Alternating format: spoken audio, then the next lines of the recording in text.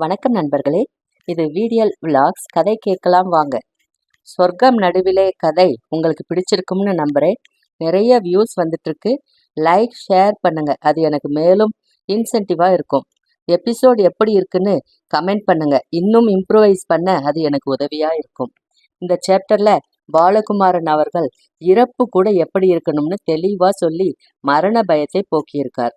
உடம்பை விட்டு உயிர் பிரியறது கூட இயல்பா ஒரு ரூம்ல இருந்து இன்னொரு ரூம்க்கு போற மாதிரி சாதாரணமான விஷயம் என்பதை அழகாக சொல்லியிருக்கார். வீடியோக்குள்ள போறதுக்கு முன்னாடி நம்ம சேனலுக்கு சப்போர்ட் பண்ற அனைத்து நல்ல உள்ளங்களுக்கும் நன்றி. வாங்க வீடியோக்குள்ள போகலாம். ஜெய விஜயி பவ. நான் கேசவன் நாராயணன், அந்தணன் ஆயினும் போர் தொழில் செய்பவன். நான் இறந்து 1000 வருடங்களுக்கு மேலாயிற்று. இறந்து போய் மேலே வருகிறவர்களை ஆசுவாசப்படுத்துவது எனக்கு பிடித்தமான வேலையாக இருக்கிறது. இந்த மங்கலான வெளிச்சம் அமைதியாக இருப்பதற்கு வசதியான இடம். இது நடுவில் இருக்கும் ஒரு சொர்க்கம். எந்தவித வேதனைகளும் இல்லாத ஒரு இடம். ஞானியும் நானும் கீழே பார்த்தபோது ஒரு உயிரை உறிஞ்ச ஒரு வெற்றிடம் உண்டானது. நான் ஒரு கிழவருக்கு அருகே போய் நின்று கொண்டேன். அவர் கண்மூடி படுத்திருந்தார். ஆனால் மனம் விழித்திருந்தது. அவர் இறந்து விடுவார் என்று வைத்தியர் சொன்னதை 2 பேர் பேசி அவர் கேட்டுவிட்டார்.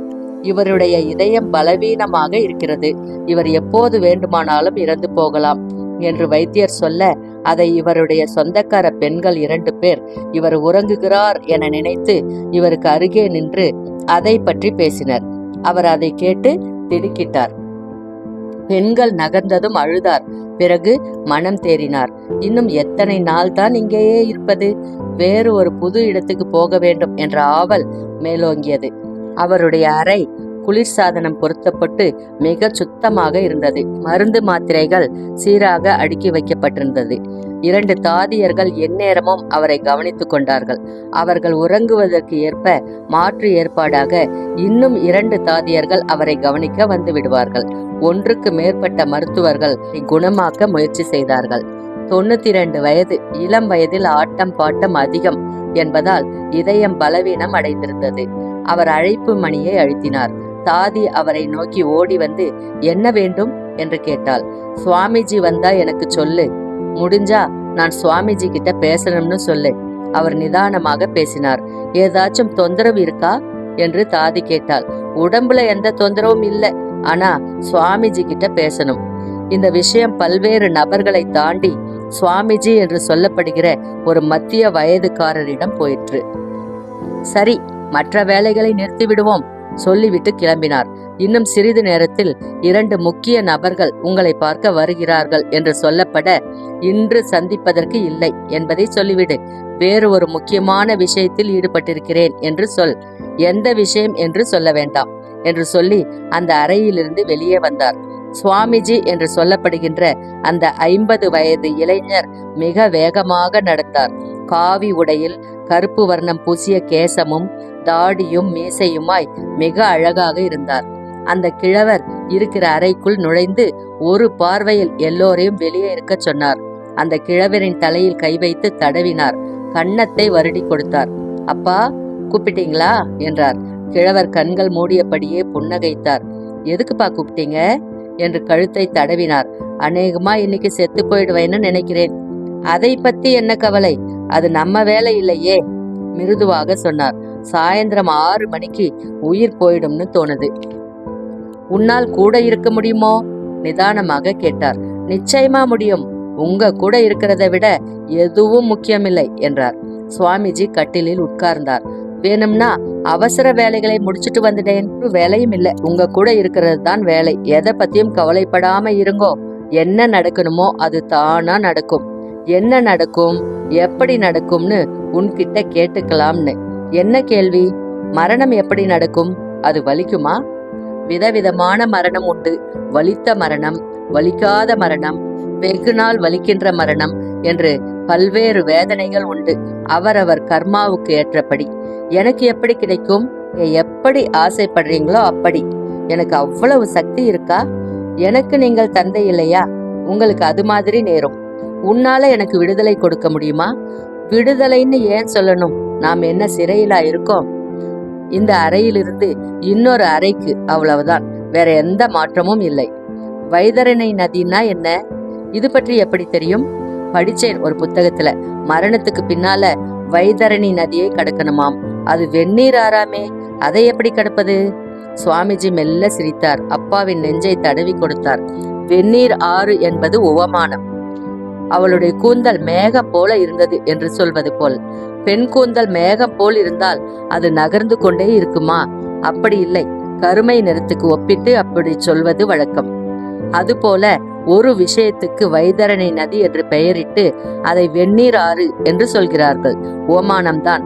அது ஒரு ஆறு அல்ல, அது நீர் சம்பந்தப்பட்ட விஷயமும் அல்ல. இதை ஏன் நீங்கள் இப்போது தெரிந்து கொள்ள வேண்டும்?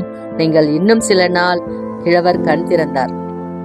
இல்லை, இன்று மாலை நான் நகர்ந்து விடுவேன். அதற்காக எனக்குள்ளேயே சில ஏற்பாடுகள் நடந்து கொண்டிருக்கின்றன. இது மட்டும் என்ன என்று புரியல. பதில் சொல். தெரிஞ்சுக்க கூடாதுன்னா வேணாம். கிழவர் ஒரு முரட்டு பையன் போல வேகமாக பேச சுவாமிஜி நெகிழ்ந்து அவரை கட்டி கொண்டார். இது வெளி என்னும் விஷயத்தில் ஏற்படும் பிரச்சனை. சுவாமிஜி அதை பற்றி விளக்க ஆரம்பித்தார். ஜெய விஜயி பவ. நான் கேசவன் நாராயணன், அந்தணன், ஆயினும் போர் தொழில் செய்பவன். நான் இறந்து 1000 வருடங்களுக்கு மேலாயிற்று. சுவாமிஜி மரணம் குறித்தும் வைதரணி ஆறு குறித்தும் ஒவ்வொன்றாக தன் தந்தைக்கு விளக்க ஆரம்பித்தார். வைதரணி நதி என்று ஒரு ஆறு இல்லை. பூமியோட வெப்பத்தையும் பூமிக்கு மேல் உள்ள அதிக வெப்பத்தையும் உயிர் கடந்தாக வேண்டும். அந்த வெப்பம் தாண்டுதல் பயம் கூடியதாகவும் பதட்டம் நிறைந்ததாகவும் இருக்கிறது. தாண்டியதும் நினைவில் இருந்த பல்வேறு விஷயங்கள் மறைகிறது. குறிப்பாக மரண பயம்.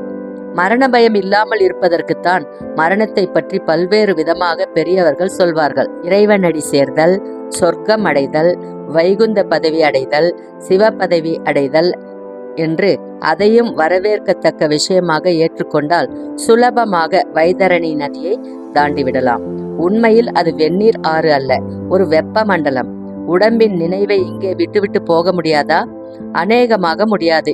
உடம்பு பற்றிய நினைவே இல்லாம வாழுறவங்களுக்கு அது நடக்கும். ஆனால் உடம்பு பற்றிய நினைவோடு வாழுற போது நான் உண்கிறேன், நான் உறங்குகிறேன், நான் உறங்காமல் இருக்கிறேன், நான் உடுத்திக்கொண்டு இருக்கிறேன் என்ற எண்ணங்கள் இருக்கிற போது, நம் பெயர் கேட்டால் திரும்பி பார்க்கிற போது நாம் உடம்பாக இருக்கிறோம். உடம்பாக இருக்கிற போது ஏற்படுகிற அந்த அனுபவத்தை உடம்பு விட்டு போகிற போதும் எடுத்துக்கொண்டு போகிறோம். வெந்நீர் ஆறு வலிக்குமா என்று கிழவர் கேட்டார். வலியை போல ஒரு தோற்றம் இருக்கும், ஆனால் அதை இப்போதே விட்டுவிட முடியும். எதை? அந்த பயத்தை. எப்படி? தயாராக இருக்கிறேன் என்ற நினைப்பை பலப்படுத்திக் கொள்வதன் மூலம். மரணத்திற்கு நான் தயாராக இருந்தால் பயம் போய்விடுமா? போக வேண்டும். உண்மையாக தயாரானால் பயம் நிச்சயம் போகும். அந்த பயத்தை தூக்கி விடுங்கள். இறந்து போக போகிறேன் என்று சந்தோஷப்படுங்கள். அடுத்த அறைக்கு போவதற்கு பயம் இருக்கிறதா? இல்லையே. இந்த உடம்பிலிருந்து வேறு ஒரு இடத்துக்கு நீங்க போகக்கூடாதா? நீ சொல்றது நல்லாதான் இருக்கு. அந்த பயம் எனக்கு எப்படி வந்தது? பிறர் சொல்லி, உங்கள் கற்பனை, உங்களுடைய ஆசை, பூமியின் மீது, உடம்பின் மீது, உணவின் மீது, வீட்டின் மீது உங்களுக்குள்ள ஆசை, இவையெல்லாம் பிற்பாடு கிடைக்காதோ என்ற முட்டாள்தனமான கவலை. எல்லாவற்றையும் உதறினால் இந்த பயம் ஓடிவிடும். ஒரே வீச்சில் உதற வேண்டும். இன்னும் கொஞ்சம் புரியும்படி சொல்லேன். இங்கே ஆசைப்படுவதற்கு என்ன இருக்கிறது? யோசனை செய்யுங்க. எதை பிடித்து கொண்டிருக்கிறீர்கள்? இந்த இடத்தையா? இந்த மருந்துகளையா? என்னையா? யோசனை செய்யுங்க. உடம்பே இல்ல, நீங்க யார்? பின் வேறு என்ன என்று உற்று பார்த்தால் உதறிவிட முடியும். அப்படியா? நான் எங்கிருக்கிறேன்? நான் எங்கிருக்கிறேன்? கிழவர் தேடினார். சுவாமிஜிக்கு கவலை வந்தது. தகப்பனின் தலையை மெல்ல தடவி கொடுத்தார். அடர்த்தியான கேசம், 10 நாள் தாடி, பஞ்சடைந்த கண்கள். ஆனால் தேடுகையில் முகம் பிரகாசமானது. இன்னும் கொஞ்சம் முயற்சி செய்யுங்கள், அந்த முடிச்சை அவிழ்த்து விடுங்கள் என்றார் சுவாமிஜி. சுவாமிஜி தன் இடது கையை அழுத்தமாக நெஞ்சில் வைத்தார். வலது கையால் வேகமாக தலையை தடவினார். தகப்பனுடைய கண்கள் மெல்ல திறந்தன. அழகான புன்னகை வந்தது. பார்த்து விட்டேன் என்றார். சுவாமிஜி, நீங்கள் பார்த்தது எனக்கு தெரியும் என்பது போல் தலையசைத்தார். போய் வருகிறேன் என்பது போல் கிழவர் பார்த்தார். நல்லது என்பது போல் சுவாமிஜி விடை கொடுத்தார். கிழவர் கண்களை மூடிக்கொண்டார். சுவாமிஜியும் கண்கள் மூடிக்கொண்டார். கிழவர் கண் திறந்தார். கண் மூடியிருக்கும் மகனை பார்த்தார். அவர் கண்கள் நிலை குத்தி நின்றன. சுவாமிஜி அவர் வெளியேறிவிட்டதை உணர்ந்தார். கண்களை மூடினார். முகவாயை அழுத்தி வாயை மூடினார். கைகூப்பி போய் வாருங்கள் என்றார். உதவியாளர் அழத் துவங்கினார். சுவாமிஜி மெல்ல கதவு திறந்தார். வெளியே வந்தார். சுவாமிஜியை தொடர்ந்து பெண் உதவியாளர் அழுதபடி வர அடுத்த அறையிலிருந்த பலர் பதறி எழுந்தார்கள். சுவாமிஜி தன் உதவியாளரை பார்த்து சொல் என்றார். சுவாமிஜியின் அப்பா இறந்துட்டார். 4:25 யாரோ அதை குறித்து கொண்டார்கள். சுவாமிஜி வெளியே வந்தார். அவருடைய நிர்வாக அதிகாரி ஓடி வர, இன்று, நாளை, நாளை மறுநாள் எந்த வேலையும் இல்லை. இந்த ஒரு வேலைதான். தகனத்திற்கு ஏற்பாடு செய்ய வேண்டுமா? இல்லை, இல்லை என்கிற சொல் அங்கிருந்தவர்களை குழப்பத்தில் ஆழ்த்தியது. ஏன்? நண்பர்களே, இந்த எபிசோட்ல பாலகுமாரன் அவர்கள் வைதரணி நதி பற்றியும் நமக்கு விளக்கி சொல்லி இருக்கிறார். மிகவும் புதுமையாக இருந்தது. நான் கதை சொல்ற விதம் உங்களுக்கு பிடிச்சிருந்தா நம்ம சேனலுக்கு சப்ஸ்கிரைப் பண்ணி சப்போர்ட் பண்ணுங்க. மீண்டும் அடுத்த வீடியோல சந்திப்போம். நன்றி, வணக்கம்.